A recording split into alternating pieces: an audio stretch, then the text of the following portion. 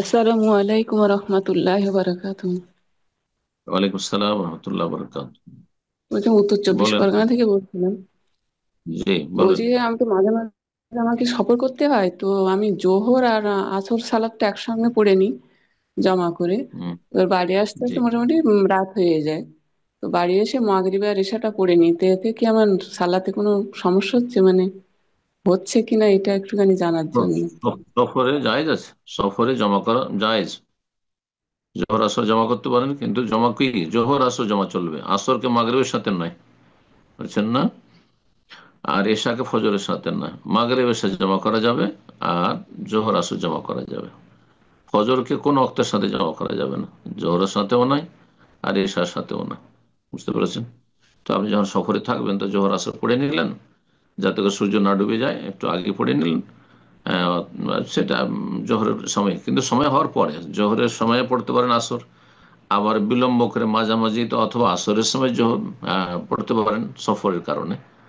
আর এইরকম অসুস্থতার কারণে করা যেতে পারে। জি, ভয় ভীতির কারণে করা যেতে পারে। জি।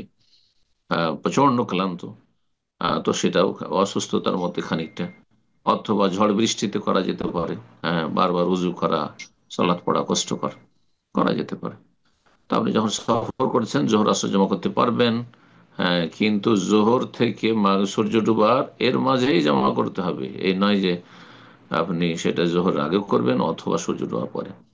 এরকম মাগরিবের সময় এশা পড়ে নিতে পারবেন। অথবা সে সময় সম্ভব নয়, আপনি তারপরে পড়লেন মাঝামাঝিতে মাগরিব এশার, অথবা এশার সময় রাত 10টা 11টা জায়েজ রয়েছে। জি, জমা করতে পারবেন। আসসালামু আলাইকুম। জি জি, ওয়ালাইকুম আসসালাম রহমতুল্লাহ। প্রশ্ন বলেন। আমার প্রশ্নটি হলো, আমরা তো জানি আল্লাহ আরশের উপরে সত্তাগত ভাবে আছেন, কিন্তু যখন কোথা থেকে প্রথম বলছেন? আসমানে নেমে আসেন। কোথা থেকে বলছেন? বাংলাদেশ থেকে। জি। বাংলাদেশ থেকে হুম। বলছি, আমরা তো জানি আল্লাহ আরশের উপরে সত্তাগত ভাবে আছেন, কিন্তু যখন প্রথম আসমানে নেমে আসেন সেটা কি সত্তাগত ভাবে আসেন?